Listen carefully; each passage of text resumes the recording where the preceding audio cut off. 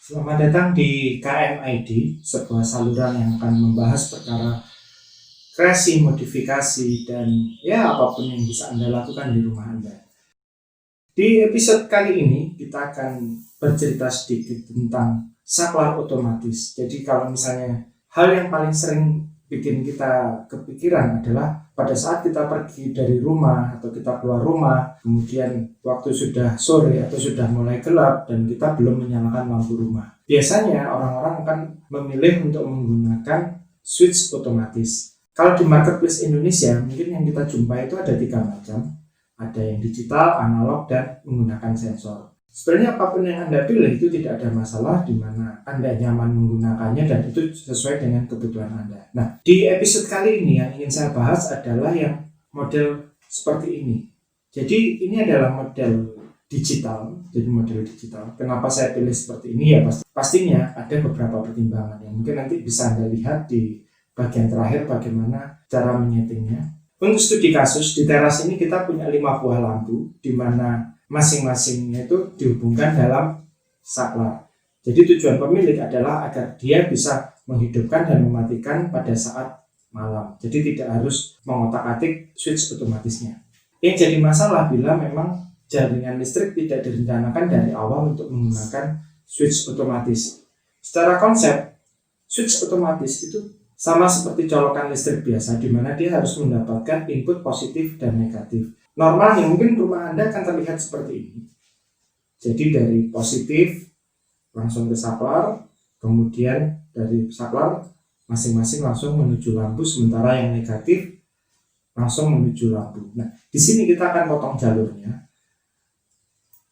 Kita harus menyediakan saklar khusus, positif dan negatifnya kita tarik, kita pasang stop kontak, kemudian baru kita pasang switch otomatis dan jalur berikutnya adalah menuju jalur seperti yang di awal tadi. Apa yang terjadi kalau misalnya Anda langsung memasang di bagian positifnya? Ya, ini sudah pernah saya coba dan walhasil tidak menyala.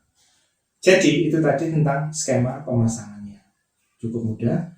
Nah, kemudian kita lihat di sini. Ini simple aja sebetulnya. Jadi di alat ini ada 8 buah tombol. Tombol pertama ini untuk mengatur hari menyala, kemudian untuk jamnya, ini menit, dan ini ada tombol reset.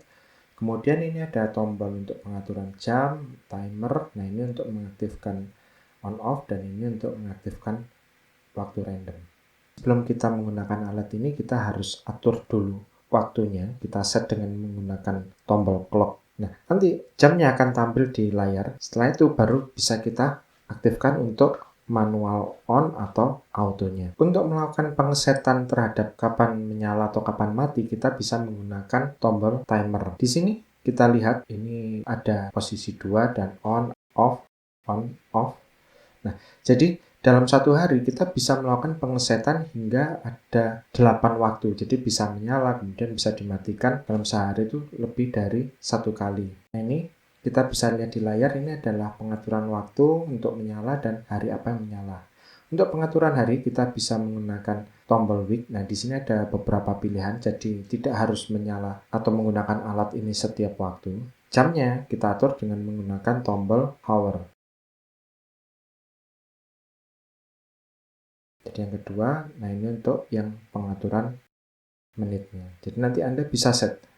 Kalau Anda tekan reset, berarti semua yang sudah Anda simpan tadi akan hilang. Jadi nanti setelah Anda melakukan pengaturan terhadap timernya, kita bisa tekan tombol yang ini. Nah, ini kita bisa lihat ini ada auto, berarti dia akan menyala dan mati secara otomatis seperti yang sudah kita set. Nah, ini kalau kita butuhkan untuk mati secara manual, mungkin kita mau memperbaiki listrik atau apa, dan ini ada menyala secara manual. Jadi misalnya di luar jam yang sudah kita set, kita ingin menyalakan, kita bisa menggunakan settingan manual on. Nah, jadi ini kita bisa lihat dia menyala tapi di luar waktu yang sudah saya tentukan. Kita lanjut lagi, kita kembalikan ke auto. Ya, jadi kalau dibilang memang alat ini lebih fleksibel dibandingkan switch yang model analog ataupun switch yang model menggunakan sensor, karena kita bisa menyalakan atau mematikan di luar waktu yang sudah kita tentukan. Fungsi tombol random ini adalah kita memerintahkan alat untuk menyalakan atau mematikan arus listrik di kisaran waktu yang sudah kita tentukan. Kalau kita ingin mengeset kapan nyala, kemudian kapan mati, kita bisa tekan tombol timer. Nah, nanti di alat ini kita akan bisa melihat seperti ini. Jadi kalau ada tanda on, dia untuk waktu menyalanya, kemudian off itu adalah untuk waktu matinya. Kita juga bisa lihat ini hari apa saja dia bekerja. Jadi memang layarnya cukup jelas. Kemudian ini bisa kita atur untuk, ya seperti tadi, kita dalam sehari kita bisa mau menyalakan atau mematikan itu berapa kali. Jadi settingannya tidak hanya satu. Nah, kemudian untuk harinya sendiri ini juga ada beberapa pola. Jadi tidak hanya harian, tapi mungkin kita loncat 2 hari sekali, 3 hari sekali, 3 hari berturut-turut, atau hari-hari tertentu, atau hanya 1 hari, misalnya Senin, Selasa, atau Rabu, yaitu atau memang dalam 1 minggu kita menggunakan fasilitas dari alat ini.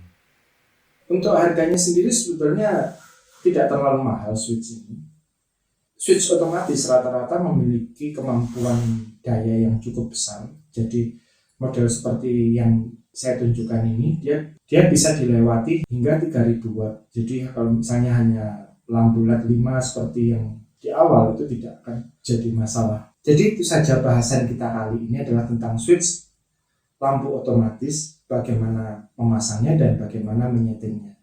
Semoga video ini bisa bermanfaat. Terima kasih sudah menonton. Jangan lupa di like, di subscribe, dan aktifkan lonceng notifikasi Anda sehingga bila ada video terbaru dari channel ini, maka Anda akan mendapatkan notifikasinya.